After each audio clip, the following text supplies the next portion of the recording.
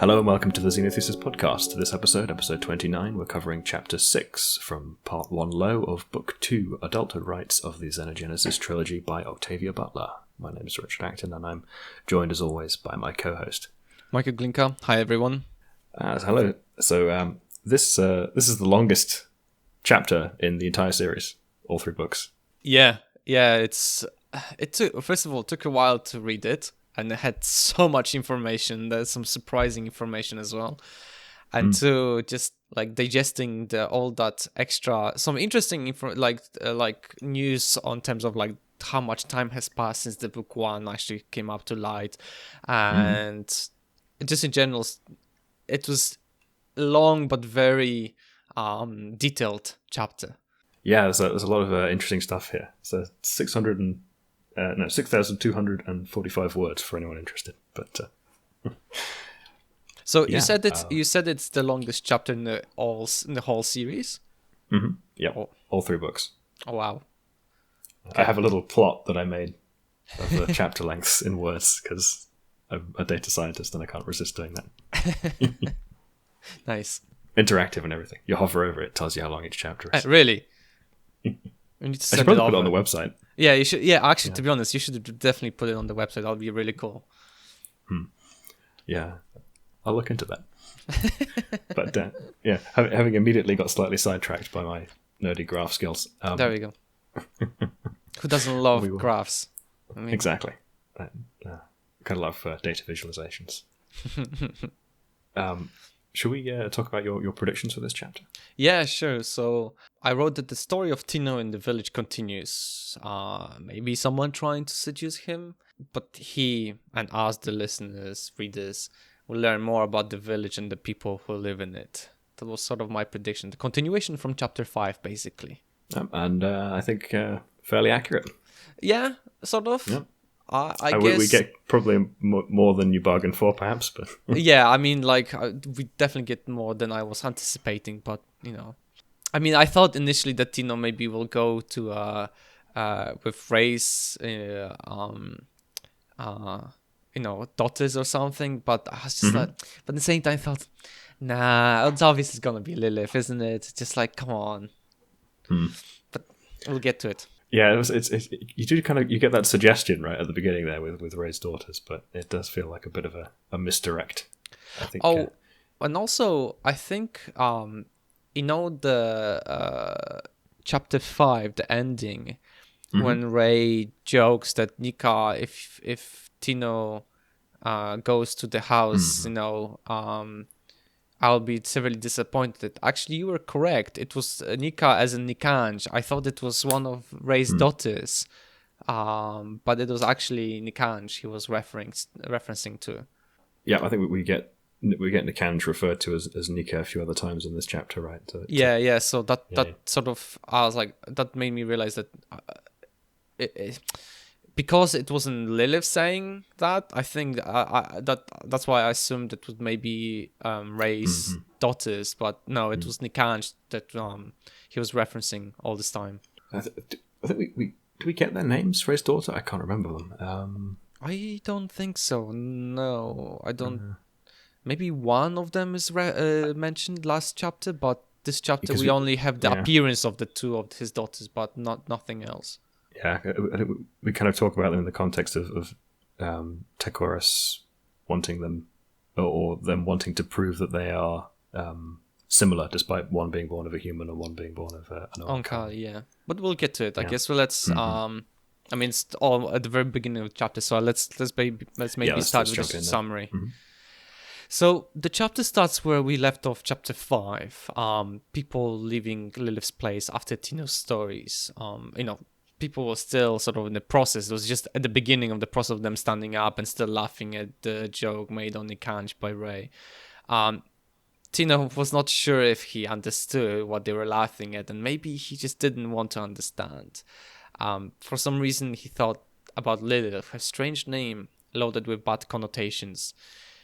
She was standing and talking with some of the Oankali children in a language he assumed was Oankali, in the middle of them. And as people were leaving, Tino, observing them, absorbing the vast menagerie of differences. And this is how the book describes it. Human, nearly human with few visible sensory tentacles, half human, grey with strangely jointed limbs and some sensory tentacles. Oankali with human features contrasting jarringly with their alienness. Oankali who might be possibly part human, and Oankali like the Uloi who had spoken to him, who obviously had no humanity at all. Yeah, so that's a pretty visually striking, I would say, gradient situation. Gradient of basically between pure human and pure Oankali, and the blend in between them. Interesting. I thought about what this would look like a little bit if someone adapted it to a visual medium, right? If someone made a TV series or movies out of this, and I always thought it'd be very difficult to do the Oankali well. I think so. Yeah. I was looking at because the way later on Tino looks at Lilith and like sort of describes how she looks in his eyes, I wanted to sort of see somebody's drawing or something, maybe official drawing, how like the maybe how the author actually saw Lilith or in her eyes or something. And I think I saw somebody trying to do an adaptation of the series. I mean, I imagine there's plenty of like fan art out there. No, but I mean, like, as you mentioned, adaptation, like as in like movie adaptation, series adaptation. Oh, I think actually it was. There's a thing on the Wikipedia article about Amazon maybe picking it up for a TV series, but I don't know if it actually. I don't know how far into the production process it went. It started a while back, so I don't know if they're still trying to design Oankali costumes. Maybe. I don't know. With the CG getting as good as it is these days, maybe it wouldn't be as difficult. But I guess you say that, and I think what's interesting nowadays is that sort of people really appreciating still the animatronic like costumes and the designs, because if you recall, like when Star Wars the original series was obviously all like puppets and stuff like that, and then there came the prequels, which were full CGI, which people were like obviously jarred with, and then let's forget about the new Star Wars and then move on to the Mandalorian. Like people realize that actually there is this preference of people like, yes, good CGI is amazing, obviously some things you cannot do with like animatronics, but the costumes, like the physicality that they provide with, they really do add to the movies in general. So I think or at the very least doing things like using physical models for creating lighting realism and that kind of thing. But I mean, it's I think for doing something like the Oankali, it would be extremely difficult to do as a physical effect, because like having all of the body tentacles. I mean, when you think about like there's a description a bit later in this of Nikanj's, like the surface of Nikanj's sensory arms, and it sounds almost like a waveform, right? Yes, you've got it's kind of this like rippling surface of, and that would be so hard to do as a physical effect and have that look. No, absolutely, and I think the biological and the whole idea that like their tentacles can move independently, and the fact that, for example, like they can go completely still, or like as you said, they can change their like form in a way. I think would be really difficult, like to do it as an animatronic. In like you'd have to have, I don't know, several people with like a keyboard basically, and just picking which tentacle goes where and stuff like that. It's just I mean, it because there's so many individual points of movement, it would be super difficult to do like that. It's like, I mean, the way they did the Baby Yoda animatronic or puppet in The Mandalorian was they had a couple of guys with like big RC car remotes, each of them like actuating different various different parts of so like the number of guys you'd need to actuate different tentacles is kind of it gets a little out of control. You'd have to have the whole like team basically, to just control every single limb individually. So it's so I think you'd have to do it with CG. But I guess with the good CG nowadays, you could really pull it off. But we got sidetracked again, as always. So, and between them all that menagerie of beings, was standing Lilith. Tino liked her outer appearance, Amazon of a woman, tall and strong, fine dark skin, breasts high in spite of all the children. Honestly, the amount of times he mentions breasts is just... Yeah, he seems... He's having hornies. Tino has never seen a woman nursing, and he almost had to turn his back on her to stop himself staring at her feeding Akin. In eyes of Tino, Lilith wasn't beautiful. She had a broad, smooth face with set expression of solemnity, even sadness. The book says, it made her look, and Tino winced at the thought, it made her look saintly, a mother, very much a mother, and something else. I guess the sort of, he gets this feeling from her that like she's carrying quite a bit of a burden, which then it gets explained later on. Yeah. I mean, and she has definitely had plenty of burdens placed on her, so I think it makes sense that she would be carrying this expression of solemnity most of the time. He seems attracted to her strength, though, despite the saying that she wasn't beautiful as such. But yeah, he definitely seems attracted to her in perhaps other ways. But then again, it does also seem fixated on her breasts. So, yeah, well, a horny can really mess a man's mind. Lilith was single. Akin's father was long dead. Tino thought if he stayed with Lilith, he would also be staying with her Oankali family, whose Uloi provoked so much laughter.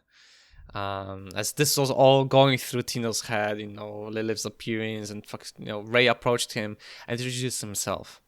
Told him that he lives in the village permanently, and if Tino wants, he can come and visit anytime.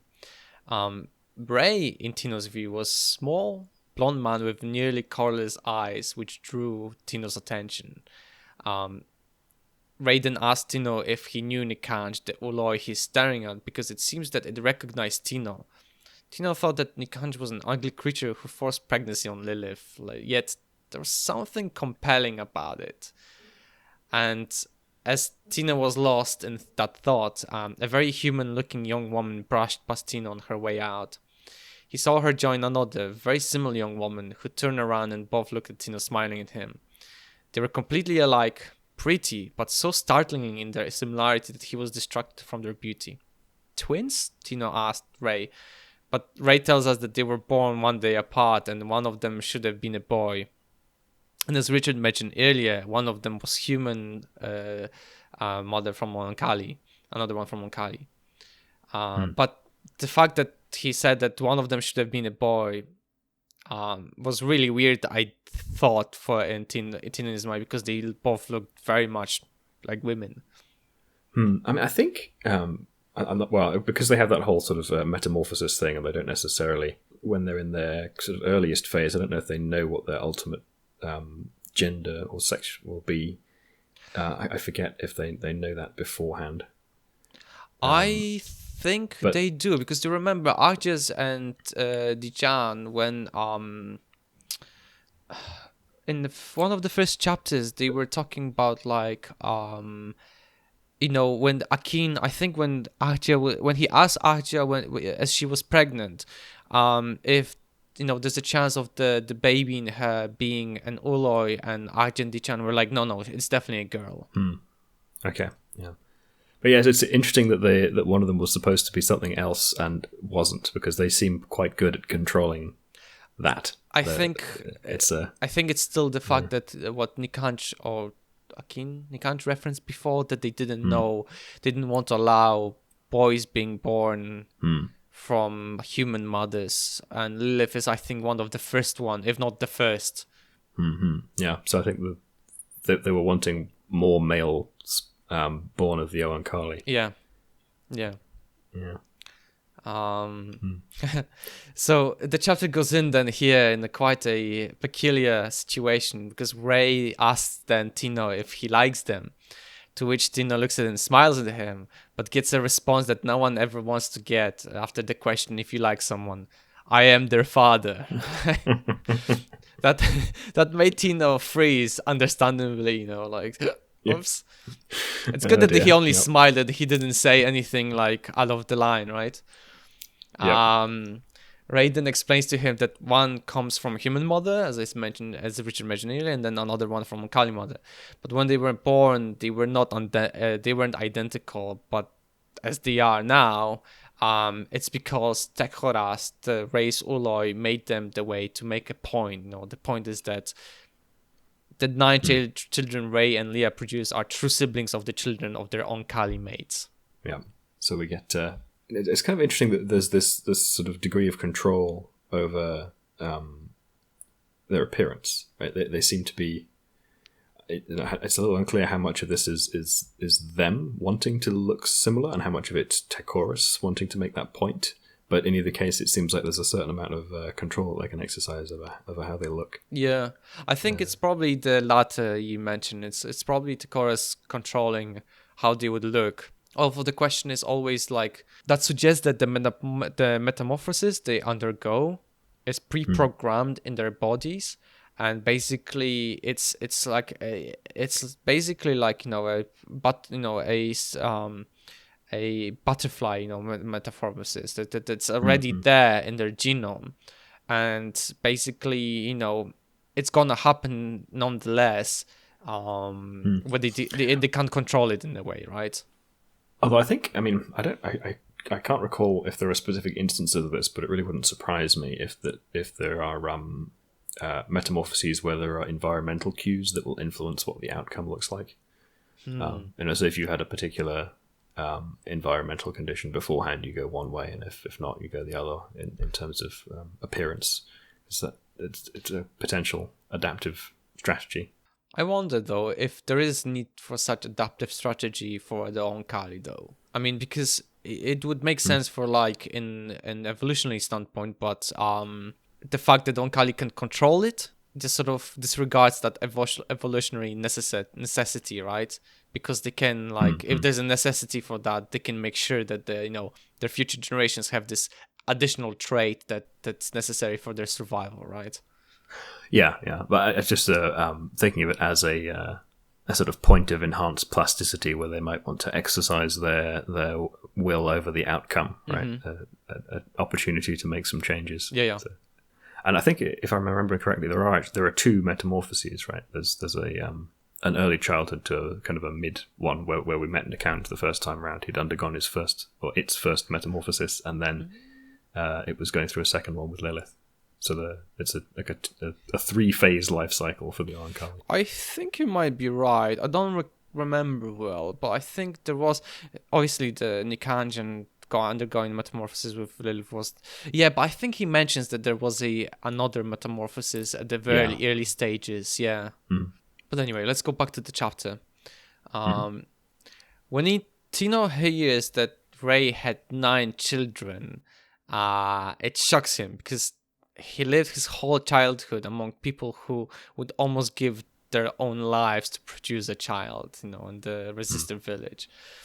Wray then makes Tino focus on him and again says that although they look identical, the fact is they are not. They wear more clothing than most people because they are concealing their differences, and if he cannot accept it, then Tino should leave them alone. But then Tino goes like, what if I can accept it, to which Wray tells him then, well, all of it's between Tino and the girls, and that's when another Uloi comes and reaches to the girl, to which we learn that's Tekoras, and and he just drags them away, being protective dad, and Tino notices that the girls stopped talking between each other, and Tekoras stopped, and he suspected they must be communicating still somehow, and he heard rumors that the Oankali could read minds, but he never believed it. But clearly something was happening. No, I mean that sort of a chemical ability to communicate that they have, where they touch one another and they can sort of send sensory information. I imagine that would be weird to be in company with someone who was communicating with someone else that way, right? It's like kind of a worse version of being in a room where everyone is speaking a different language. Yeah. I just imagine it would be really awkward. Like, you're talking to someone, and then like another person approaches you, touches your hand, and then you like sort of shut yourself in a mid-sentence, and then you just like, and then a second later you just continue with completely different matters because you started speaking like having conversation with someone else in like secret or something. Yeah, just sort of like zone out in the middle of the verbal conversation and come back having had and I think it's like in some ways faster than a verbal communication. Yeah. So you like come back having had a fairly extensive exchange. I just sort of imagine it like socially, right? Though, like imagine like a social gathering of humans. Like it'll be really awkward though. Like I mean, generally some people, being quiet, some be like, but in general, like you try to in a proper like manner, you should encourage and incorporate everyone in the discussion, right? I just imagine being really awkward, somebody just suddenly like touching other person and just having conversation without even saying to some people, like, oh no, excluding some people or something. It's just like we'd have to develop a whole etiquette around how it works. Yeah, there definitely you have to etiquette development over this, because I can imagine it causing some like really awkward silences, at least for some. Yeah, definitely. I suppose if you were all able to participate in that kind of conversation, then it would become less.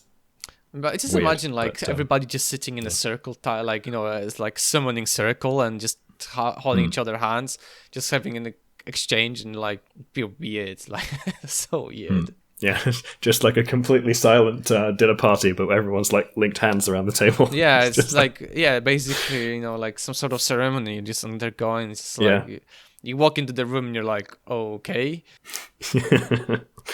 Yeah, and it'd be a weird thing to walk in on. As his last message to Tino before leaving, Wray tells him that he can do whatever he wants, as long as he doesn't hurt anyone. He can make as many friends and lovers as he wants, and no one has the right to demand anything from him that he doesn't want to give. And Tino was so absorbed in watching the girls leaving, especially in the book, it describes looking in their waist, that he didn't realize that Lilith and Nikanj approached him until Wray and his family were gone. That one has serious level of hornies there. Like, oof, come on. I wonder. I didn't think of it before. I wonder if is Nikanj messing with some pheromones or something? Because yes, I think he is. I think that's the whole thing, because throughout the whole conversation, Lilith just sort of can immediately tells him like, you're gonna stay, right? Like we can tell, right? And he's like, oh, I don't know. But in reality, like Nikanj is probably like spraying the whole house in like love pheromones, and it's like Wray's like basically aphrodisiac.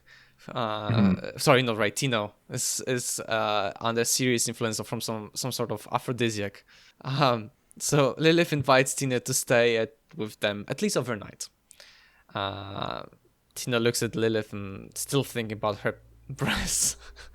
I wrote boobs. It just took me by a surprise while I wrote here. Sorry, because generally he just keeps like looking at her, like I think in the book it described like, oh, her breasts that were covered now by a gray shirt. Just like she takes his hand and Tino seizes and examining large, strong, callous, warm hands, human.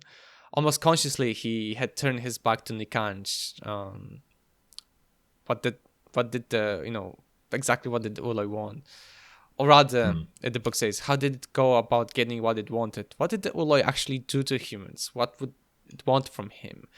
And did he really want Lilith badly enough to find out? Right, those things were going through his mind.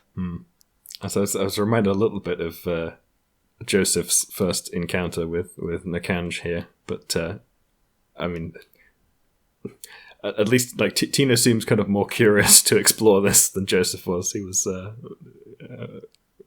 really not quite so keen on having it sprung on him as suddenly as it was. Yeah, I think at the time of Joseph was really like surprising, because it was the first time they see Nikanj, and then suddenly it's like, okay, let's get to it. Whereas I guess Tino had probably more chance to see.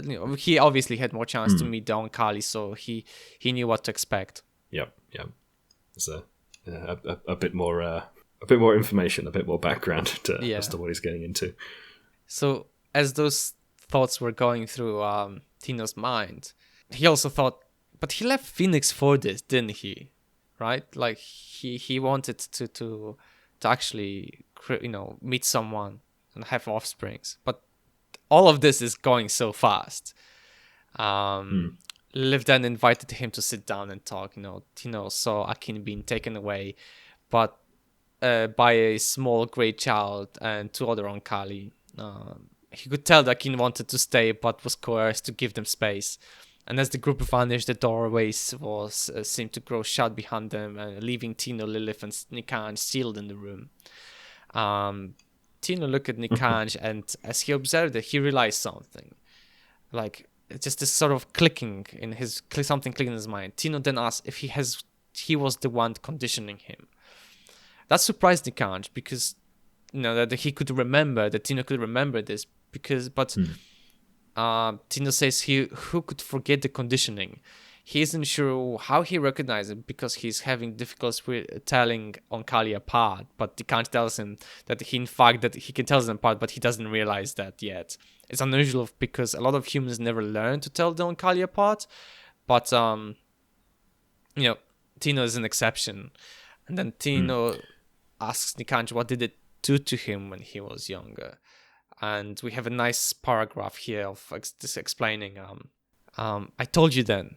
I checked you for disease and injury, strengthened you against infection, got rid of any problems I found, programmed your body to slow its aging process after a certain point, and did whatever else I could to improve your chances of surviving your reintroduction to Earth. Those are the things that all the conditioners did, and we all took prints of you, read all that your bodies could tell us about themselves and create kind of a blueprint. I could make a physical copy of you even if you hadn't survived.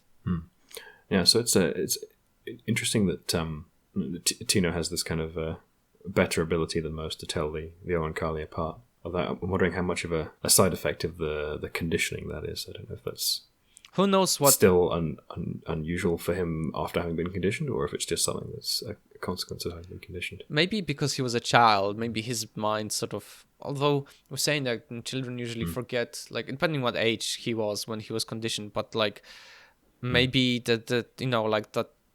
in humans, when you're like memories do usually get overwritten unless emotions gets involved, right? Especially like shock emotion, like when you're like really shocked about something, it usually either really stays with you or your mind completely eradicates it because it's too much of a shock to your own mind, right? So maybe it's the former in here, that he basically there was enough emotion involved, well, not too much to completely eradicate him, but actually to strengthen up the memory of Nikanj. Yeah, so I think the kind of the like traumatic memory loss thing where you like repress or suppress a memory. I think that's kind of gone out of vogue a little bit in memory circles. I think that's less of a thing than people once thought it might have been. Oh, really? I think so. Yeah. I mean, I'm not super up on the memory literature, so but I think that's not currently a popular opinion in the literature. Oh, okay. If I'm remembering correctly. But yeah, I definitely remember something to do with like moments of emotional peak being signposts in memory. But yeah, the forgetting it thing, I think less so. Okay. I'll have to have a look when, making references for the chapter to see what's the current view on this idea. So Tino asked, so a baby basically, like he did it, it's as in like the copy they can make is create another baby that's basically Tino, but not him in reality. That's really philosophical question here. So yeah, it's probably like the clone thing, right? It's not a copy of his consciousness; it's just a physical clone. Yeah.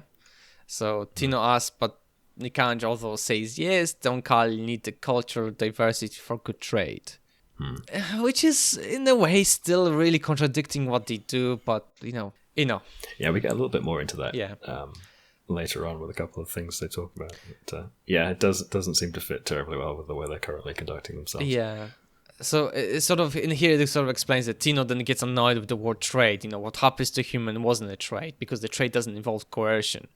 Nikanj though tells him that human needed something and then Kali needed something, and they all shared it, right? Tino though argues that saying that the humans didn't need anything before the Oankali got to Earth, but Nikanj tells them basically they were all dying, right? There is no choice in that what they did. Tino never understood what the war was, and no one in Phoenix was able to explain to him. at least not able to give him a good reason, to destroy the whole humanity. Yes, he understood anger, hatred, humiliation, even desire to kill a man.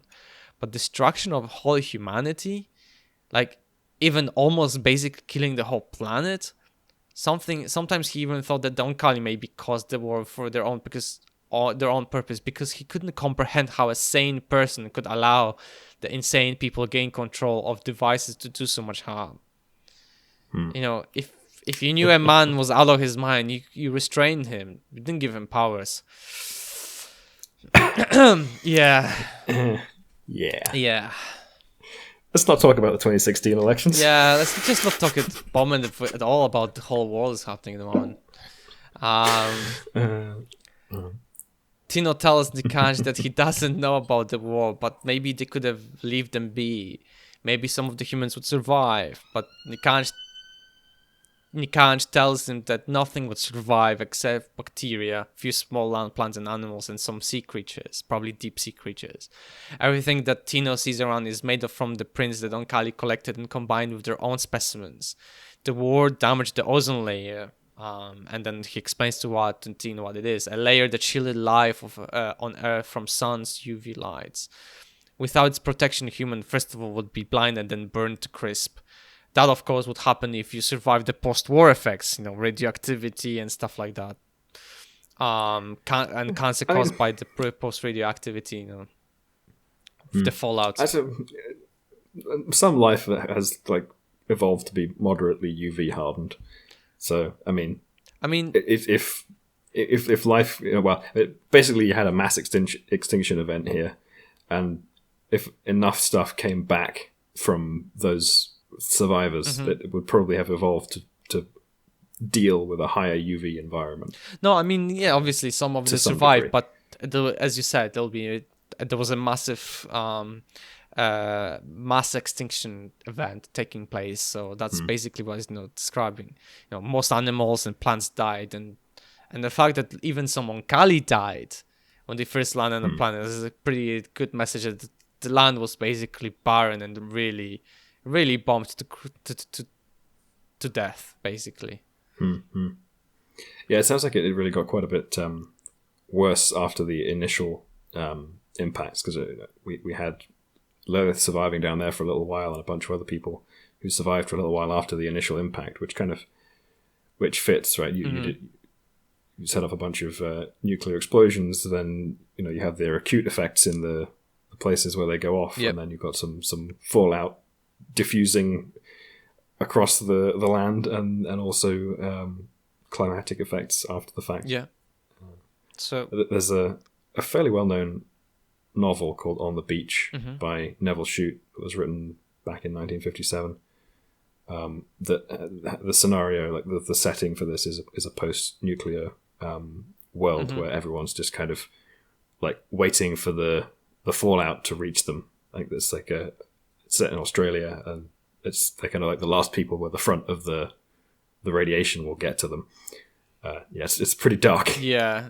I just the idea of anticipating something that you cannot escape from, it's pretty scary. Yeah, it's just the inevitable engulfment of the world in this radioactive cloud. Yeah, and in that scenario, the war was fought with cobalt-jacketed bombs, which are they produce much more long-lived and potent radioactive fallout than the sorts of if we fought a nuclear war now, we'd be using mostly H-bombs, which are pretty clean explosions. Right, there's not as much radioactive fallout from those. They're deliberately designed to be eco-friendly bombs. Tactical.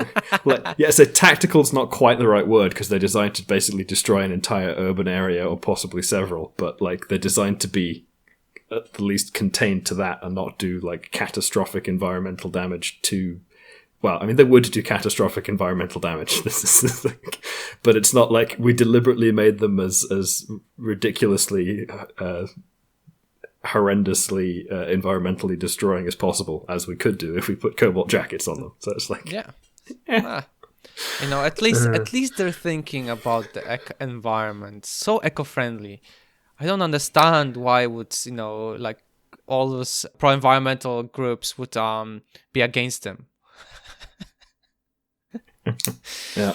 So I mean, it always, whenever I think about nuclear weapons, it always just the scope of them is just like the magnitude of the explosive forces you get from like a single Minuteman warhead contains more explosive energy than all of the bombs dropped in World War II, including Fat Man and Little Boy. Yeah.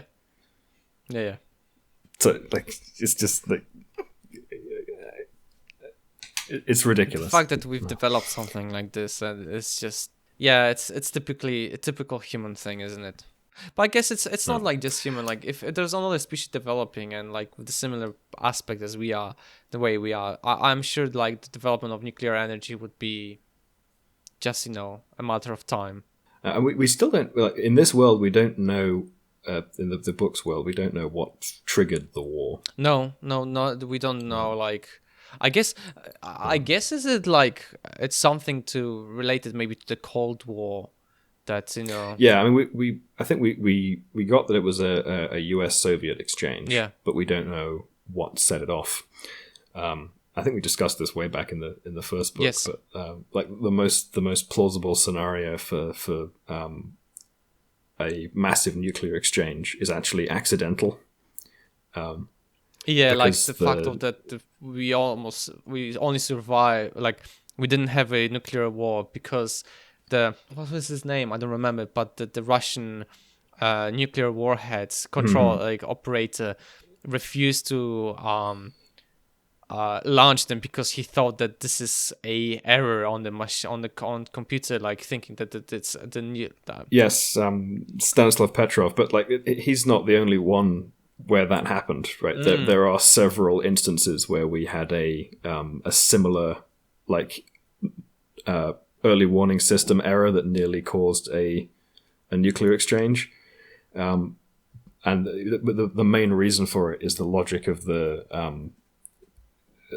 exchange when you first start, right? So you won't be able to launch a massively like destructive retaliatory strike if you are struck first because they will destroy your missile silos. But this only works for if you need missile silos. Yeah. But now, like in the modern context, we have sufficient destructive capability with the other two legs of the nuclear triad, with air and submarines, that we could launch a fully effective retaliatory strike without needing any of the ground-based missile silos. But the primary reason that the ground-based missile silos cause a strategic issue and risk this like immediate decision on exchange is because they're fixed points where you know where they are. You can guarantee hitting them and taking them out in your first exchange, right? But that doesn't apply to the air-based and the submarine-based vectors, so they have less time pressure on the decision to release. So, like at the peak, and even to some degree still today, right, the decision authority on launching for ground-based missiles is in like somewhere like a 5 to 8 minute time frame for you needing to decide to launch if you want to be able to use them if someone else has fired first. And it's that causes the high probability of an accidental nuclear exchange, because the time pressure that puts on the decision making that people have to make, it makes it very likely that someone will make an ill-informed choice on the nuclear release authority, and then you have an accidental exchange. But yeah, that's the reason why we should get rid of the missile silos and at the very least go down just to air and sea-based nukes, because it takes the pressure off the decision-making time frame. But yeah. No. I think we had this conversation before, didn't we? Probably, yeah. No. Yeah, that's my wanting to communicate that, because it's something we should probably be like pushing for as a matter of public policy, right? I think that in Scotland, for example, here they are trying to push again banning the nuclear weapons, the Trident. What's the word? Trident. Trident. Yeah. The submarines. Yeah. But that's this is a whole massive tangent. But, let's continue. Yeah, let's just say the economics of fast lane and so on are quite complicated for the Scottish nuclear question. But let's not go down that rabbit hole. So back to the chapter. So we're told that the most plants and animals died, and even some of the Oankali did when they first landed on the planet. They needed to help the planet really quickly, and that's what they did to help to restore the planet much faster. And this is what the book describes, what Nikanj tells Tino. Once it was restored, we knew we couldn't carry on normal trade. We couldn't let you breed alongside us, coming to us only when you saw the value of what we offered, stabilizing a trade. That way takes too many generations. We need to free you, at least the least dangerous of you anyway, but we couldn't let your numbers grow. We couldn't let you begin to become what you were. And that's appeared several times before, didn't he? About the why there is no male boys being born from human women, just to eradicate the aggressiveness from the. And at the beginning of the book 1, they talked about the whole hierarchical approach to society, as well as the individual and stuff like that. So all of it, they from the very beginning they wanted to eradicate this in humanity, basically. Yeah, and this really kind of gets to the point of some of the questions we've asked before about the way the trade is occurring here. And I suppose when you put it in the context of, we're about to engage in a genetic exchange with a species that just effectively would have annihilated themselves in a nuclear exchange, then you can kind of understand a certain amount of caution from the Oankali on that front, right? It's like they want to be very conservative and very careful with handling the danger posed by humans, given that they screwed up that badly. Yeah. Basically, humans couldn't be allowed to do what they did originally, because the Oankali knew that the humans would fight between each other, right?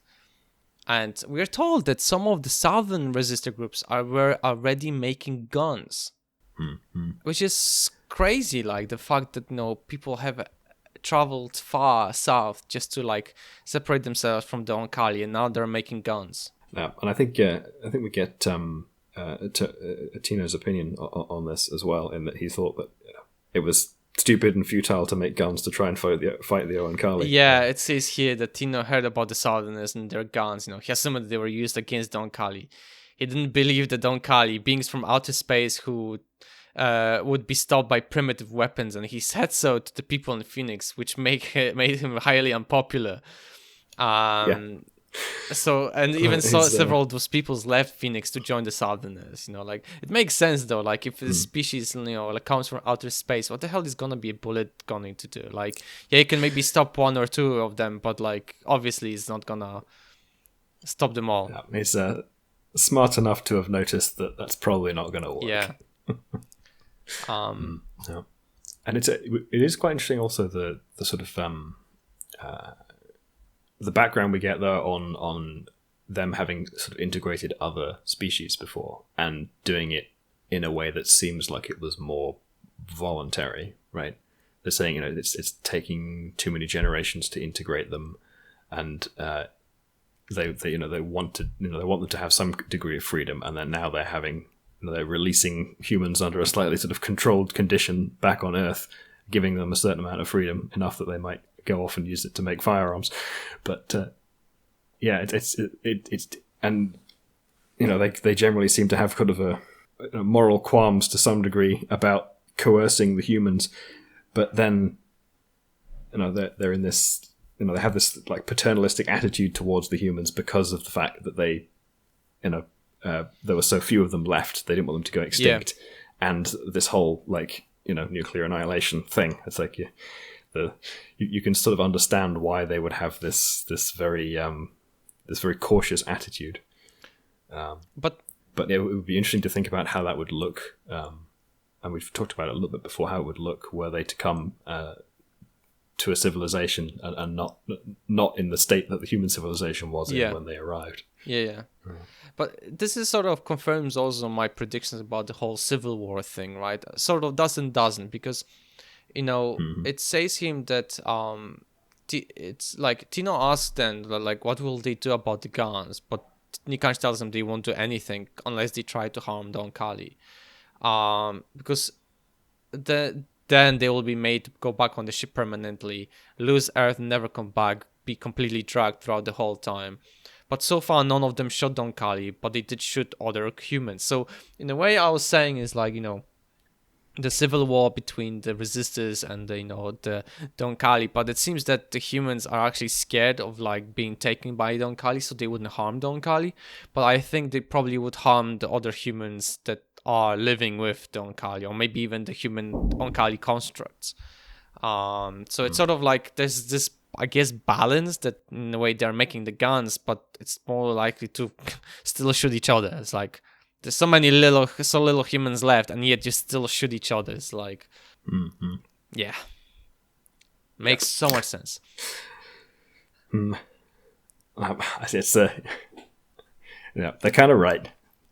Damn it. Yeah, this news started Lilith. The fact that about the news about the guns. Who asked Nikanj how could they let them do it, but Nikanj asked her if they could really stop them, right? And I mean, Lilith says, you should try, but Nikanj tells her, yes, we are, but that's only happening on the ship or in the trade villages. They do not do it anywhere else because they would have to cage the resistance and drug them. We've done that to a few violent humans. Shall we do it to more? No, it's interesting there because like Lilith's on their side on that point, right? She's like, can't have all these people running around with guns. I mean, the fact that I guess it comes from the fact that the first group that Lilith has awakened, even giving them machetes was already too much. But hey, Lilith only stared at him, saying nothing. Tino asks if they won't do that, to which Nikanj explains that no, they won't. They have prints of them all. It would be sad if they lose them, but hey, at least they can save something. Yeah. What about that cultural thing? Exactly. That's what I was like. You literally a few sentences earlier were talking about the cultural aspect being important, yet you're like, well, sucks to be them. They plan to re-invite those humans back to them. They will heal anyone and cure any injuries or deformities or whatever disabilities, but if they are not happy with it, they will be allowed to stay away. Nikanj then looked at Tino, said that he knew that Tino would choose to come with them. Tino thought that remembers that he didn't want to go with his parents but wasn't allowed to stay, and Nikanj explains that the Oankali are not good at raising human children. And for a brief moment it looked at Lilith, who looked away. Paul Titus. Yeah. At least they seem to have learned their lesson on that point. I think they really did. I think they really did get that lesson, Yeah. Tino caught himself staring at Aloy's long grey sensory arms. Lilith explains to him that for her they always look like elephant trunks. Tino looked at Lilith, who was smiling, and in that brief moment he thought she was beautiful. He didn't know what he wanted from the Aloy, but he knew that he wanted what he wanted from the woman. But he wasn't going to ask them. They made clearly that they wanted something from him, but he wanted to wait until they asked him. Interesting. Yeah. So he's gonna wait it out. Yeah. Which, I mean, they certainly seem pretty forward. So basically, who's more thirsty, them or him? No, I said he doesn't seem to be in any particular hurry, right? In fact, he was saying things are moving a bit fast. So true. Yeah. True. I think, yeah. I mean, explains it later. I mean, literally in a second, it explains who's really thirsty in this whole group. And the other question I had was, I don't know if Lilith's analogy here is not useful, because elephant trunks, like, does Tino have any kind of context for elephant trunks? There probably aren't elephants anymore, and I don't know if the humans are allowed to keep any of their, pre-war literature. But I think he, because he was born before the war, right? Yeah, so he was, like, 8 equivalent biologically when the bombs fell, so maybe he was aware, at least from no, but books. I think that's when he was when he was released back to the humans, right? So presumably he spent at least some time in the conditioning and when he was initially woken. Although I don't know how long that would have been, but I'd guess probably something on the order of at least a year, so maybe 7. So yeah, okay, yeah, he probably had context for that. Good point. So this is where we know, like, as I was saying, who's really thirsty in this group. I was thinking, Tino said, the book is the book, quoting book now, referring to the sensories, that I don't know what they are. Nikanj's body tentacles seemed to tremble, then solidify into the solid lumps. They sank into themselves the way the soft bodies of slag seemed to when they drew themselves up to rest. That made Tino revolve. The Oankali were ugly creatures. He then saw Lilith grabbing one of the Nikanj's sensorium and stared at it. Lilith spoke aloud. Slow, she whispered. Give him a moment. Give me a moment. Don't defeat your own purpose by hurrying. For a moment, Nikanj's lumps looked worse, like grotesque disease, but then all of it resolved itself into a slender, smooth body. Nikanj stood up, went to a far corner of the room and sat there without even moving a slight bit, just like a statue. Tino asked Lilith what happened, to which, very happy, Lilith responded that it was first time in her life to tell Nikanj to be patient. If it was a human, it would be infatuated with Tino, or even worse.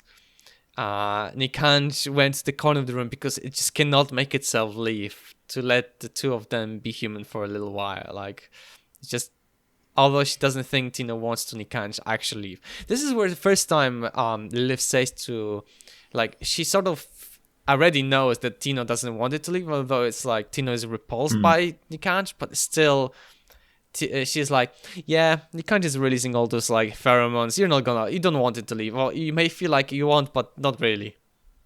No, we got earlier that it was peculiarly compelling or some such phrase. So it's yeah. Yep. So Tino definitely does seem a little bit more curious to find out what the Oankali do, or what the Uloi do, than than, for example, Joseph was. Yeah, exactly. It was just like, but it's just funny that Nikanj is just so like in a hurry that it's first time that actually Liv has to tell her to slow down. Yeah, it's funny how happy Liv is about the fact that she has to tell her to be patient. It's like because that was a whole thing in the early on in the first book, right? It's like they seemed infinitely patient, and it frustrated the hell out of her that she couldn't like outwait them. It must have been like after such a long time being with them, it's first time for her to be like, gotcha. Yeah. Tino asks Lilith then if Nikanj can read minds or if Lilith can read them, but Lilith explains to Tino that she never met anyone being able to do it. The book describes it in more detail, so I'll quote the book. It can stimulate sensations and sense thoughts of in all sort of directions, but it cannot read those thoughts. It can only share the new sensations they produce. In effect, it can give you the most realistic and the most pleasurable dreams you ever experienced. Nothing you've known before can match it, except perhaps your conditioning.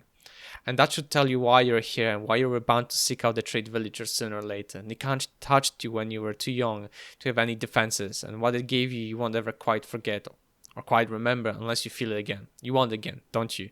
That sounds a bit weird and wrong. Yeah, especially touched you when you were too young to have any defenses. Yeah, that one sentence is a bit... Yeah. Tino swallowed and said that he could remember drugs, but although he never took any because he knew what they did to people. But Lilith explains to him that it is not a drug. It's a direct stimulation of the brain and the nervous system. There is no pain because the Oankali hate pain even more than the humans. There are no harmful side effects. The Oankali fix automatically anything problematic. They weren't as good in repair as they're now, but now they can regenerate the whole leg or even brain and nervous tissue. They all got this from studying cancer. Tino says that it's a filthy disease because it killed both of his grandparents, to which Lilith, caressing his arm, gently responds that now she understands why Nikanj is so attracted to him. Cancer killed 3 of her relatives, including her mother, and it would have killed her, but the Oankali cured her.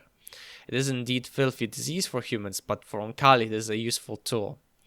Tino asks what does cancer has to do with him, and Lilith tells him nothing. It just makes him attractive in Nikanj's eye. Like it's like pretty or not pretty people. You find people that you're attracted to them, that makes attractive. Nikanj is attracted to them. Although Tino doesn't understand, and Lilith tells him that their children will, because they will be like them. It's interesting. Lilith asks if he accepted, but he isn't sure. He isn't sure if he accepts this whole idea. Yeah. This the whole sort of attraction to people who have some kind of predisposition to cancer is strange, but it's. I mean, it is alien, right? We can't really judge them by the same, from the same perspective. But the fact that they could use cancer to learn how to regenerate their old tissues, which still for me is a very weird aspect, considering that their bodies need to be able to regenerate cells or generate new cells. It's just, I guess maybe it's just a lack of, at the time that when these books were written, cancer was the study on cancer was really speeding up, and then the fact that some ideas using cancer as the regenerating aspect, maybe we could learn from cancer, regeneration. And I remember the first ideas were, I think, maybe I mentioned that before, about the telomere lengths, that they were so short, and restoring them, and that that the cells could potentially regenerate for longer, and in that body stayed young longer. But that idea was also, I mean, we had something of a discussion about this when it first came up, about the whole when he mentioned, I think Daya mentioned that they removed the cancer from Lilith. I think that's where the first time we discussed this. Yeah, but back when it first came up, this whole kind of idea of the proliferative ability of cancer to be used in a context of healing, and we discussed the whole kind of the problem of it then being too much growth, and you have to control that. And, but refer back to previous discussions. Yeah, you've got to watch all the episodes and read all the references. Yeah. The references we actually don't even remember what we put because it's been so long ago. Yeah. But yeah, Lilith then gets closer to him. He could smell her, the smell of fresh plant-like smell from food and plants. She smelled like a woman. He reached out to her, touching her large breast, just couldn't stop himself. He had wanted to touch them since he had first seen them. She lay down on her side, drawing him down, facing her. Honestly, this chapter, I mean, what was going on through Octavius Butler's mind? Just so we should probably talk about this. Yeah, I mean, it's so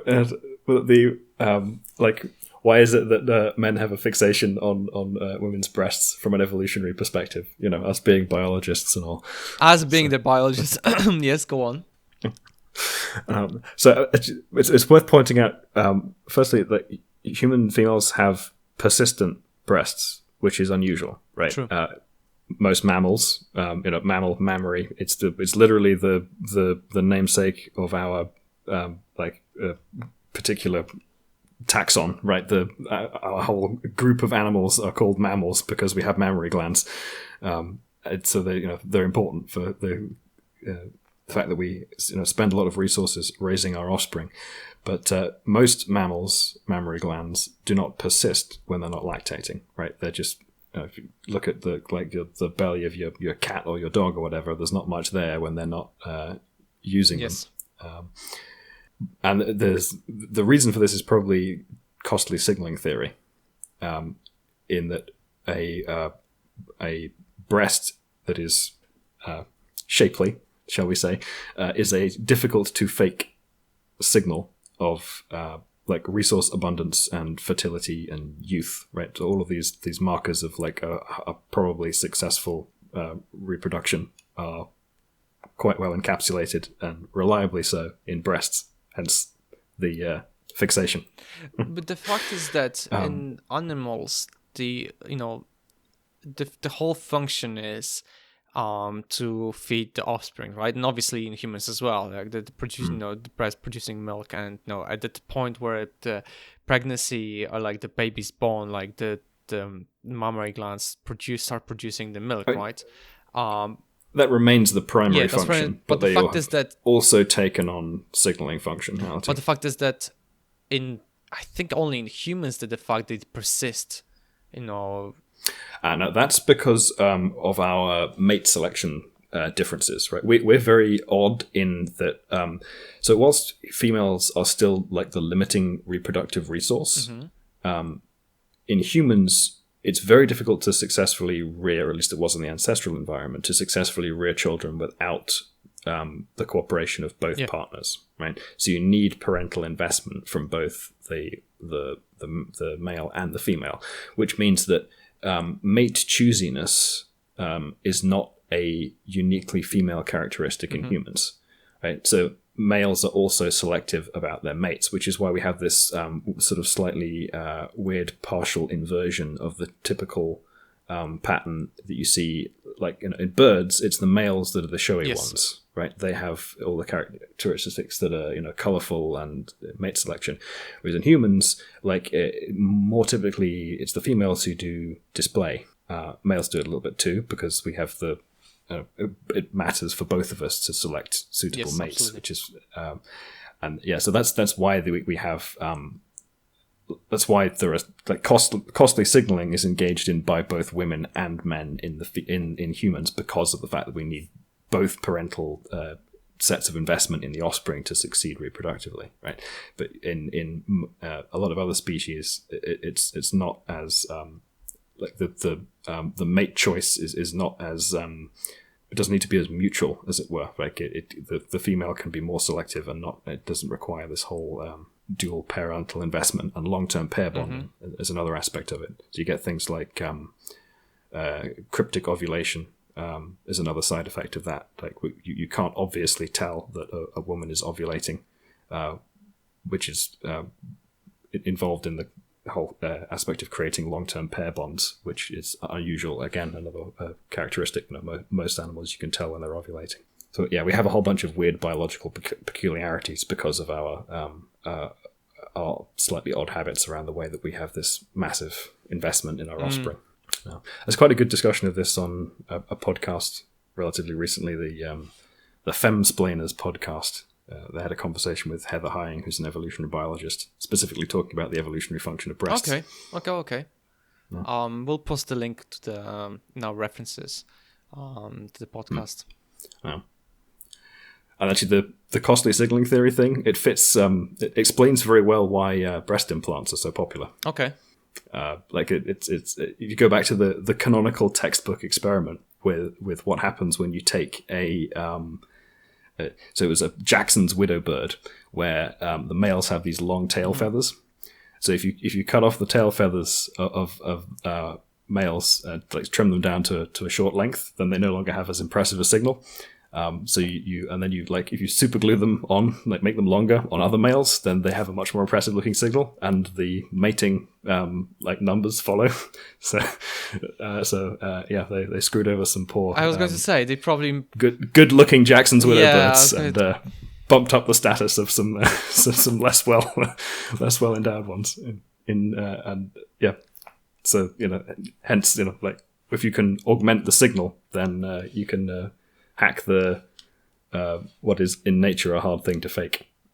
And it is a very popular cosmetic surgery. It's like $350,000 a year in the US. Wow, okay. It's about the third most popular elective. What's the first and second? Which is, do you know?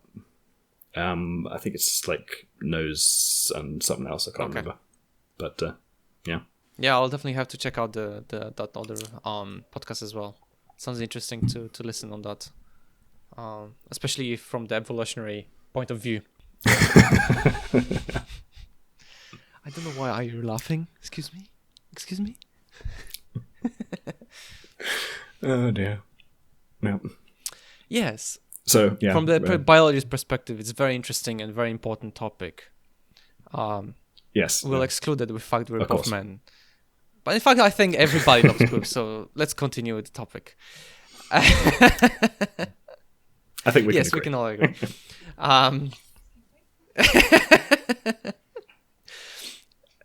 Back to Booker. It occurred to Tino that the way she positioned herself was to put Nikanj behind his back. That made Tino sit up again and look around, but Nikanj hasn't moved at all. Lilith then invites him to lie down for a while with her, and saying that we will join Nikanj soon. Tino isn't sure. He still doesn't understand if he wants to go to Nikanj or what the Ulo is capable of. Tino asks Lilith if it will use him to make Lilith pregnant, but she says that not now because Akin is still young, but it might collect some sperm from him. Tino wouldn't be aware of it though.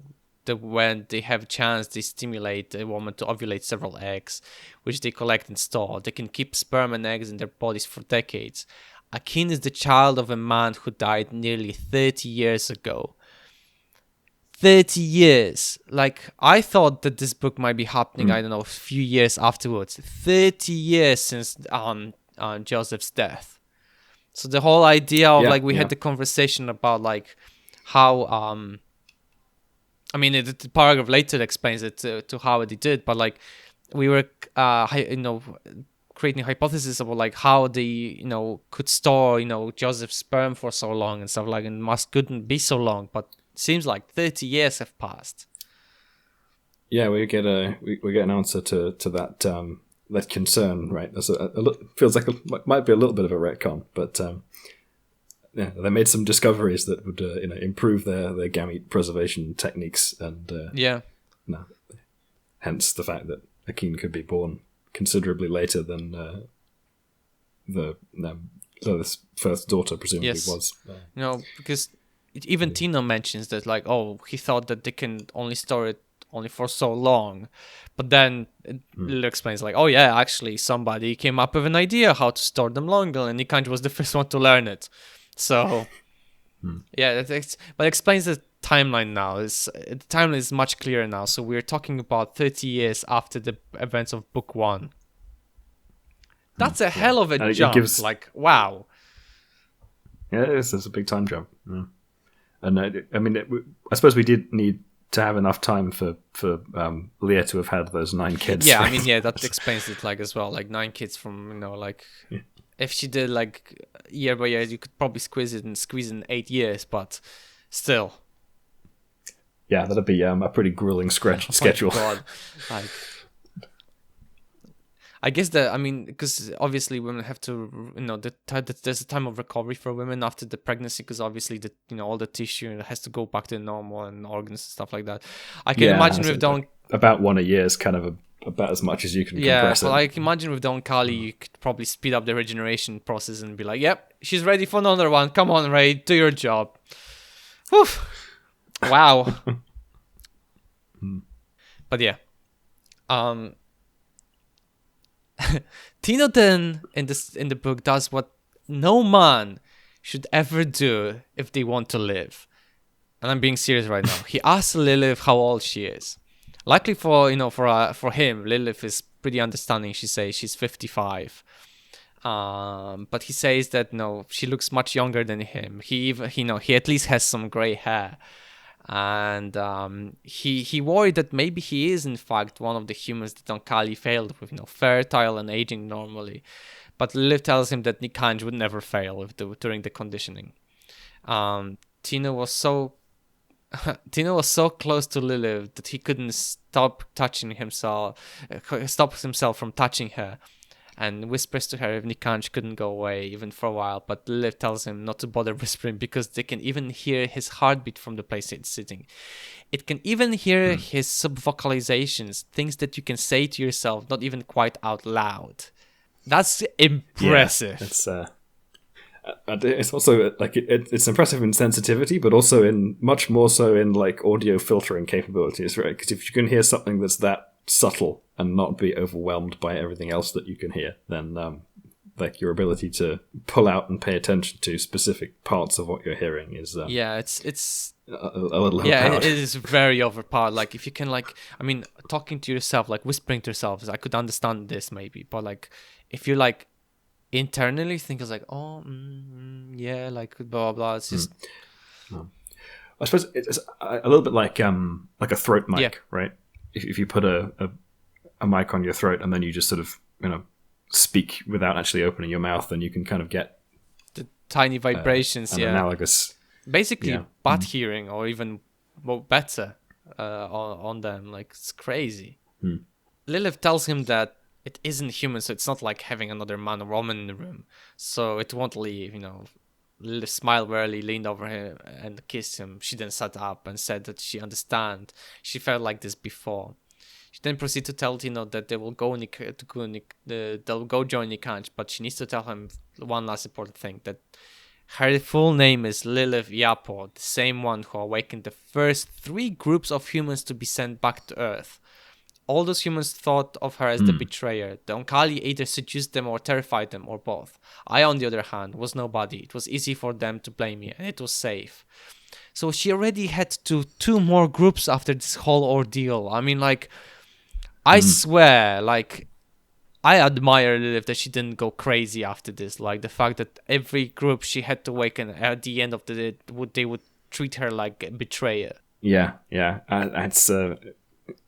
after what we saw her go through with the first group, like doing it another 2 times must have been... Like, I could just imagine her be like, oh, okay, second group, maybe this will go different this time, and it's happened again. And third time they go like... I just can imagine her be like basically dead, like inside, just doing this, like, oh yeah, I'm this and this is this, deal with it or not, like, you know. And she may have been either pregnant or having had her first daughter.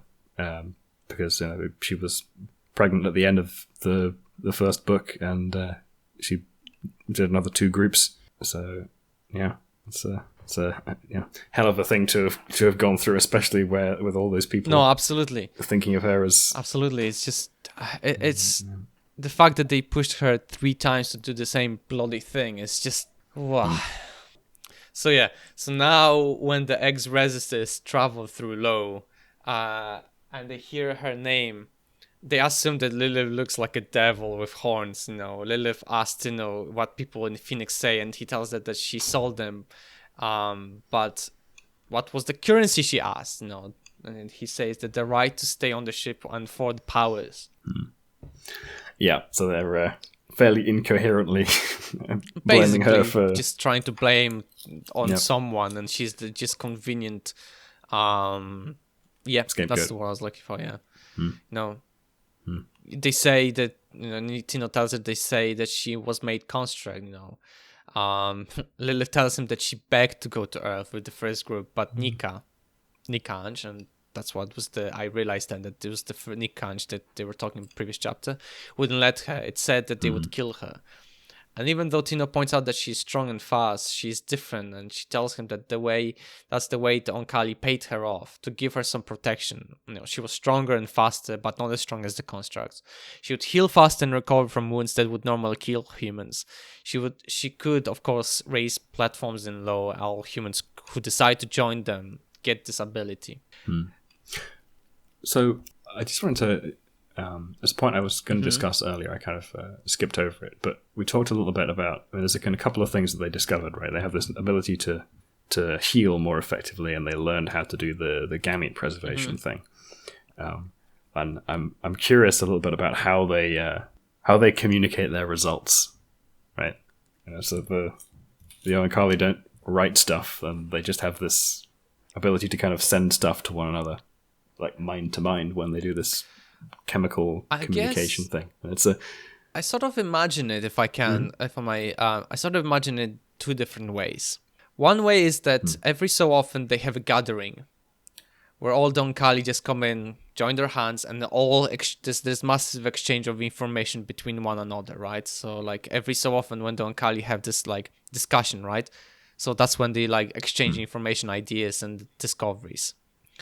The other time is maybe they do have some sort of way of sending organic information, like some sort of organic HDD, basically hard drives that they can exchange information.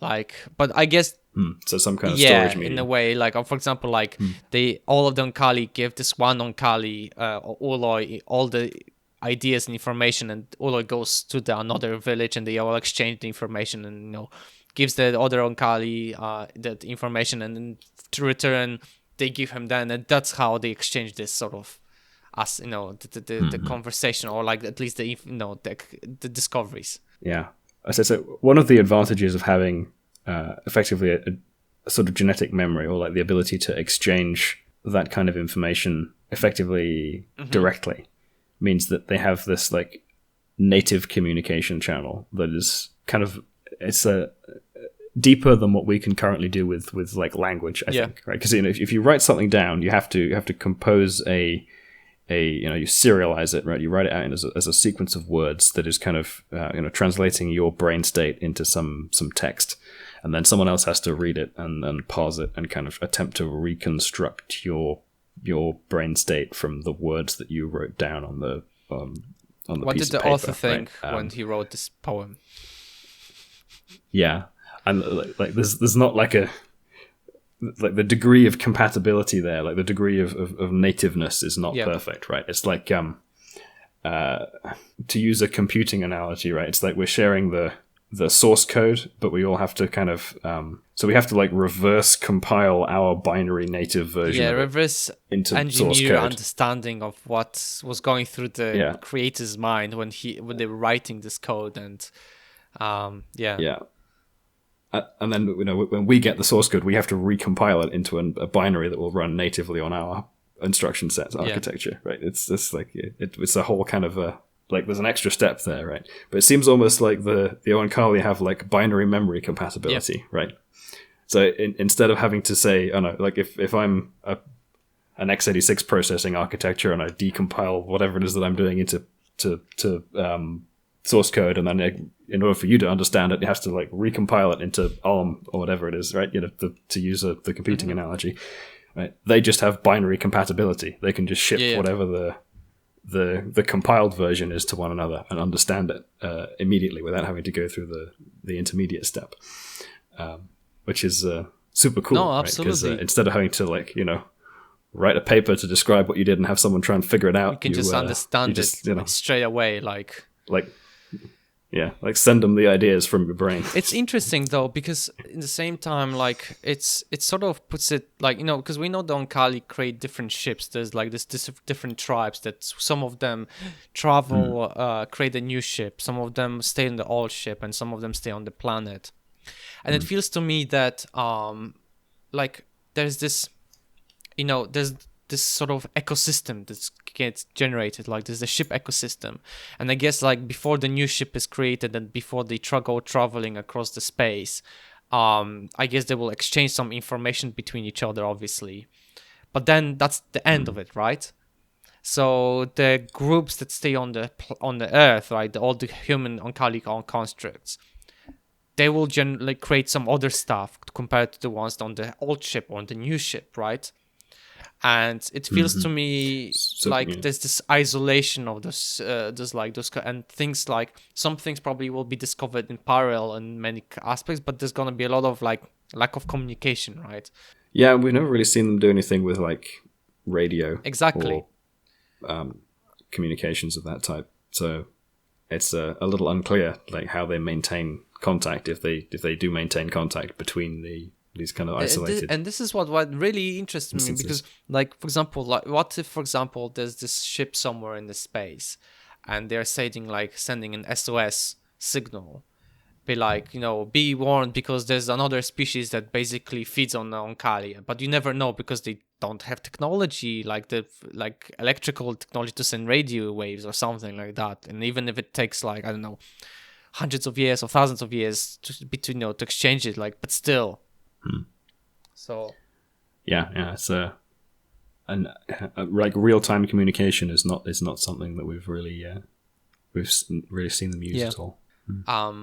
But let's go back to the chapter. It says the book, I'm gonna quite a lot of book in here because it's this interaction is, I think, very important to understand what's happening. Some of the resistors. Nikanj changed me to save my life, that's Lilith saying, and it succeeded. Instead of killing me, the first group I awakened killed Akin's father, the man I had paired with.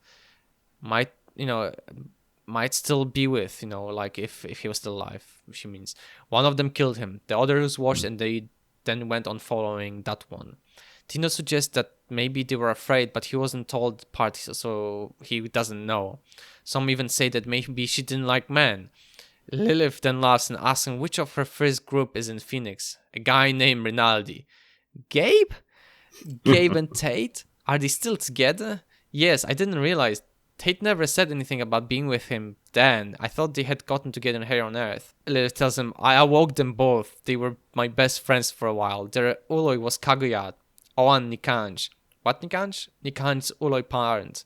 It stayed aboard the ship with its mates and raised another trio of children. Nikanj told it Gabe and Tate wouldn't be leaving the resistors anytime soon. It was finally willing to acknowledge Nikanj's talent, and it couldn't bring itself to accept other humans. Of course, fucking Gabe. Like, I swear, if Lilith doesn't punch him in the face in any time future, I'll be seriously disappointed. Like, I refuse reading the books if it doesn't happen.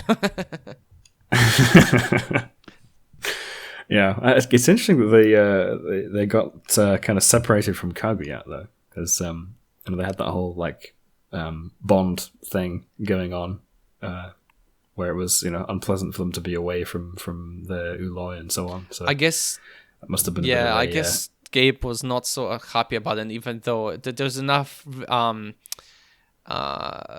what's the word resistance, but also like stubbornness in him of like not liking this idea that it might have be strong enough to reject the bond after it was after the initial like that infatuation that is created by the Oankali. Yeah, I think we've had before that like the humans in the trio being repelled from one another thing kind of wears off eventually.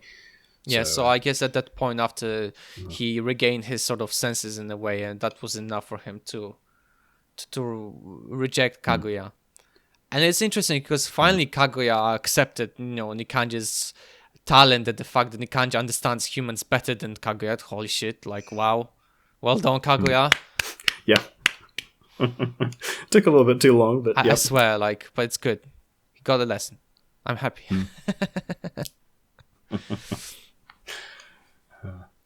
Yeah, so I think Kaguya remains kind of an basically. ass, yeah, but this is where the book explains more about this whole idea, right? If I may continue, so then Tino looked at Nikanj and then went to it and asked what its talent is. Nikanj tells him that he has talent for humans. He was bred and taught to work with humans and given one of them as the companion during one of its more formative periods, i.e. Lilith. Nikanj basically understood humans so well it can anticipate their reactions. But it surprised Nikanj that Kaguya let Tate go, even though eventually she would be swayed to stay with it. Because Kaguya often said that there's no point in paying attention to what humans said. What an ass. Lilith tells him that Nikanj may understand humans better than it understands Oankali, and Nikanj laughs and says that Ahja says that as well. So it explains that actually Nikanj tells him oh, this is gonna happen, and then Kaguya finally realizes actually Nikanj understands them much better than it will ever do. And it's interesting that also puts a certain distance between Nikanj and the rest of the Oankali, right? Its ability to understand the humans makes it slightly alien to the rest of the Oankali. Its function as kind of a bridge puts it as a bit of an outsider. It's fascinating the fact that we had this conversation before, at the beginning, that Nikanj understood Lilith much better than any other. Well, except for Chitaya, although Chitaya, at the very beginning, we only had him for a brief moment, and that's it, right? But it just shows that how better Nikanj was, and how better it is compared to what Kaguya is. I mean, obviously Kaguya never did anything to counter that, to learn anything, right? Because it obviously just refused to sort of learn anything. So the Kaguya seems to be a bit stuck in its opinions of humans as not really being worth its time. It's like you're gonna trade with them, and then you're like, it doesn't matter. They're animals. It's just wow, okay. Yeah. Maybe it goes back to the whole nuclear war thing. It's these guys blew themselves up. Why do we have to listen to them? Yeah, true. Yeah. No, it's true, but at the same time, proved that the whole Paul Titus was Kaguya's idea, and I'm not gonna finish that because it's just I'm gonna wind myself up. Tino then asks if Nikanj made Lilith pregnant against her will, to which it says yes, against one part of her will. She wanted a child with Joseph, but he was dead. She was more alone than anyone could imagine. It was their shared fault that she was so lonely. Shared as in like the Oankali's shared fault. The Oankali believed that they had to use her because otherwise they would have to drug the newly awakened humans. They did it later anyway because they saw that they were damaging Lilith so much, and that the others they were trying to use. In the first child that Nikanj gave Lilith was what she wanted but could not ask for, and it let her blame it instead of herself. She felt betrayed and thought of Nikanj as the destroyer of treasured things. It says that she needed to do that. She needed him to do that so that she would stop hating herself. Tina then asked Lilith, whom with a bitter smile tells him, "I told you it was talented." She wasn't sure how much of that was true, but Nikanj usually tells the truth. On the other hand, reasons and justification can sound just as good as when they're made up as an afterthought. Have your fun and come up with wonderful sounding reason why it was the right thing for you to do. Yeah. I like that Lilith is still very skeptical of this whole line of thought here. It's like, this seems like a rationalization to me. To try and explain your motif, right? Well, you come up with a... Although it's kind of what we do all the time. It seems anyway. Like we do what? It appears from a lot of cognitive science research that basically we just do stuff and then rationalize it, come up with explanations for why after the fact, right? Yeah. So the Jonathan Haidt calls it the elephant and the rider model, right? Where you have your sort of conscious mind is like a PR guy riding an elephant, right? So the elephant just does stuff, and then the PR guy has to make up excuses for why it was perfectly reasonable and a good idea for the elephant to have done the thing. Just sort of spin everything that the elephant does. And if you do experiments where you look at like the timing of when you decide to do something and when you become consciously aware of the fact that you decided to do it, it's like slightly afterwards. So it does seem that that's actually the way it works, right? We decide to do stuff, and then our conscious mind becomes aware of the fact that we decided to do it afterwards and comes up with a reason that sounds plausible, so we can explain our behavior to other people. No, it's just it makes, in a way it makes sense, but at the same time, like, I think, in a way I understand it. I mean, it explains why Nikanj did it, because he explains it to us, but at the same time I feel like there's more to that than just that. I feel like it was Nikanj's also the first time to actually make human pregnant, and he wanted to do it from the very beginning. And the fact that he couldn't at the time preserve Joseph's genetic information for that long, I guess he wanted to preserve that information in the form of a child or something, just to be able to maybe utilize it for later stage, right? Yeah, and we've kind of discussed the whole tension between a conscious desire to do a thing and an unconscious desire to do a thing, and the Oankali's misunderstanding of that, because they have, in my theory anyway, they have more control over what their unconscious desire to do a thing is in some ways, or at least it's perhaps more transparent to them. Returning to the whole elephant and the rider idea, right? Just because you came up with an ex post facto explanation for the thing that you did doesn't mean it's wrong. It just means that there's a decent chance that you missed part of the actual underlying motivation, right? It may actually be incorrect, but it may actually be an accurate representation of the, or represent a real understanding of the motives. It's just the actual motives are not transparent to you. Yeah. And it's interesting, and like here Tino asks Lilith if she hates this whole idea, right? Like what? So, and we know, so this is why Lilith tells him that sometimes she leaves the house to hate it, like hate Nikanj.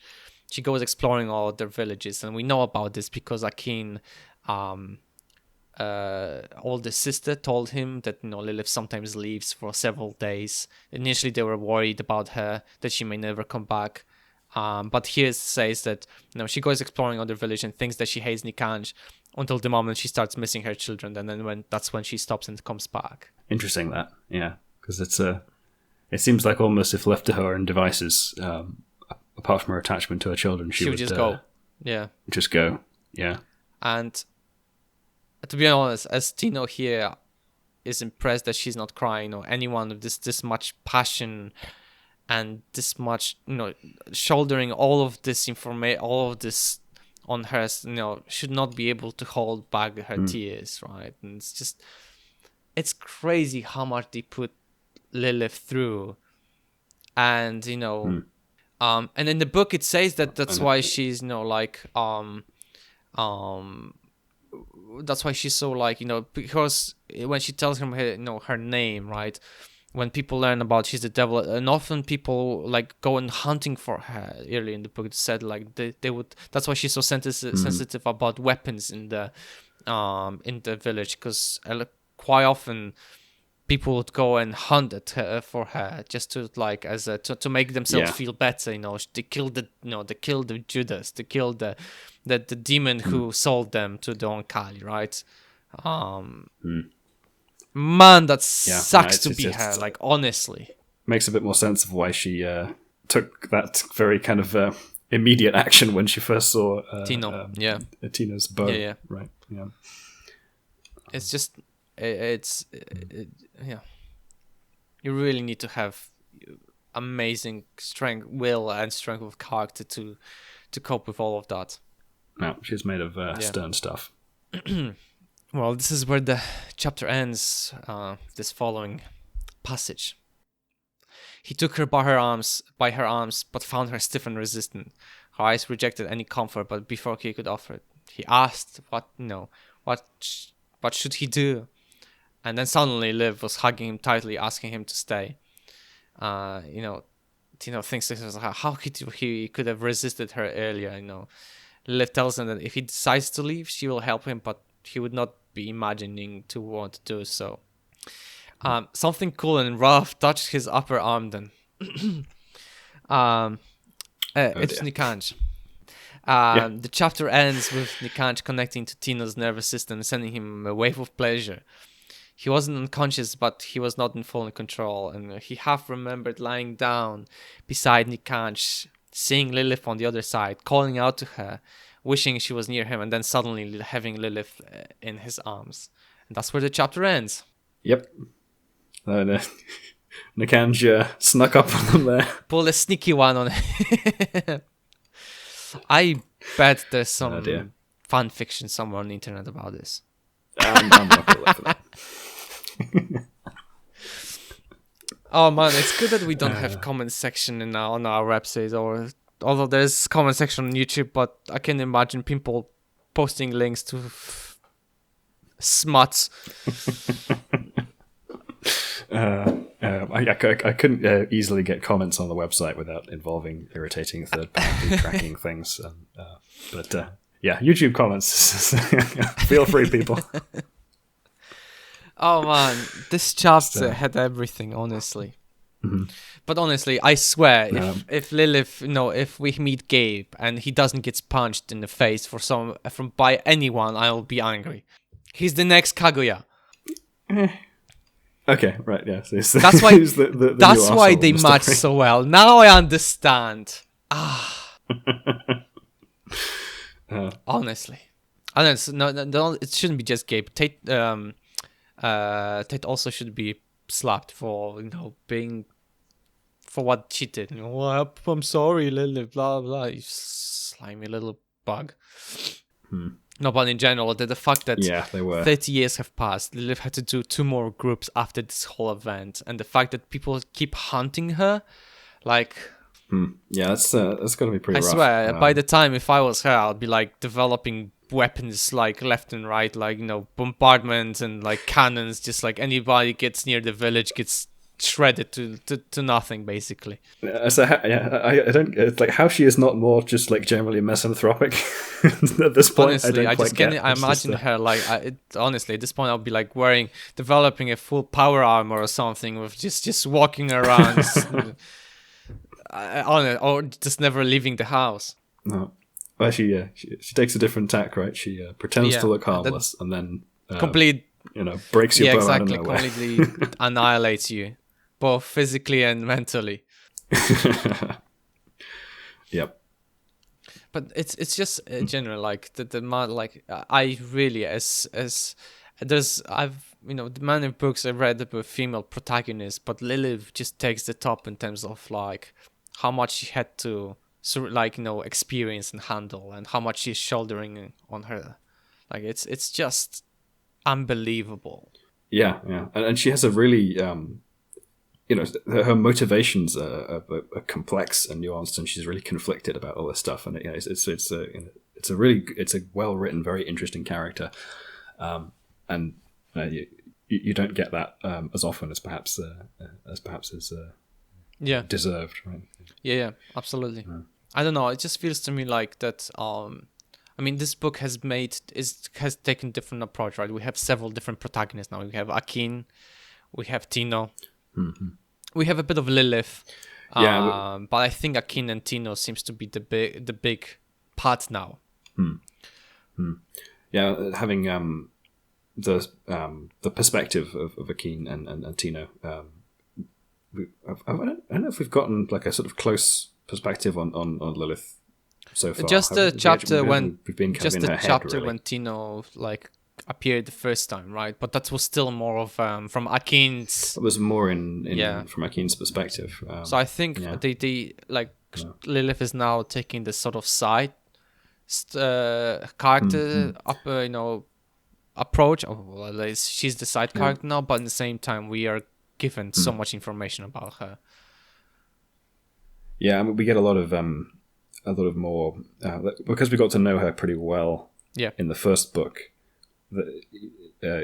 Octavia can write a bunch of stuff kind of about her, and then we'll know how she would feel about it to a significant degree. Right? We can infer what that's going to be doing in Lilith's head, so we don't need to be in there. But the whole the 30-year gap. It would be interesting to get a bit more from inside Lilith's head about how she feels about a bunch of the stuff that happened in that period. It'd be nice to have a brief maybe chapter on the retrospective of when she was on that hatred journey of traveling around different villages, and what she experienced, probably people walking around, seeing her, learning about her name, then spitting on her or probably attacking her, and then she beating them up and then just leaving the village and rinse and continue, right? Rinse and repeat. No, it's just it's incredible how much she was put through, and I just cannot imagine at this point if the Oankali kept pressing her to do this stuff more. I don't know. I think at some point she would even she would break. Mm-hmm. Yeah, I think they seem to have reached the point where they're not pushing it too much harder, right? That's she seems to be kind of settling into her role as raising kids. A bunch of Oankali-human hybrid children. So it wasn't just Joseph. There was another person, wasn't it? Who the Hungarian fella, Victor. Yeah, Victor. Yeah. Victor. But I guess he couldn't. Maybe when maybe he realized that how much she was shouldering, or maybe he just couldn't cope with it, and that's why he left. Yeah, the dynamics of that relationship would also have been interesting to know a bit more about, and how Nikanj functioned and all that as well. It's for now it remains mysterious. I guess we should go to my predictions. Yes, let's talk about your predictions for chapter 7. After this super long chapter, I need to say there's so much information here packed. I was conflicted on what would be happening next. In the one way I thought maybe it's the day aftermath, still Tino and Lilith interaction, and sort of what's next, and he meets more people outside and gets to know the village or something like this. Or maybe we have more on the villages of the Phoenix perspective. Maybe I thought we learn more about the whole resistor villages, maybe another character or a group of characters, or Akin maybe learning more about Tino, and Tino learning more about Lilith, and I wasn't certain, and but I think that maybe some people from Phoenix or other resistor villages arrive at the village at this point, because. And the reason behind why I think that is that after such a long chapter, on Lilith's perspective, and Tino's perspective and this whole information about Lilith. I don't know how much more you can investigate into this, or have so maybe there will be some time skip again, and Tino living in the village, and then suddenly his parents arrive or something along those lines. Okay. Interesting. A couple of more risky speculations in there. Yeah, I like that. I just thought that it's because after this, because chapter 5 and 6 were so long, so much information. If you continue with that, you'd really have to discuss something, right? And I just don't feel like suddenly Tino jumping from flower to flower, meaning maybe trying with Wray's daughters or something. I feel like it would be more of there had to be some sort of continuation, or at least a skip, something that I don't know. Mm-hmm. Okay. All right. I think we'll probably just do the one chapter next week. It's a little bit shorter. It's 2,570 words. If we do 2, we bridge the end of a book, and the tool I wrote that generates the thumbnails doesn't do a thing that bridges 2 different parts of the book. Okay. In the same thing. So for technical reasons, I can't be asked to redo that. For technical reasons, we're gonna just do one chapter. Not a problem. Yeah. And the next one is the one after that's pretty short, and then it's moderately long, so we'll probably do 2 in the one after that. But, whatever it is, I'm sure it's gonna be interesting. At least from my perspective, to reading the chapters, being allowed to read more chapters than just one. Although I did enjoy reading just this super one long chapter. Yeah, that's a good chapter. Get a lot of stuff wrapped up. From absolutely. Before. Well, everyone, thank you very much for listening to our podcast. We're Xenogenesis. You can find all the places we upload our podcast on our website, xenogenesis.com. I was Michael Glinka. I was Richard Acton. Goodbye. Bye.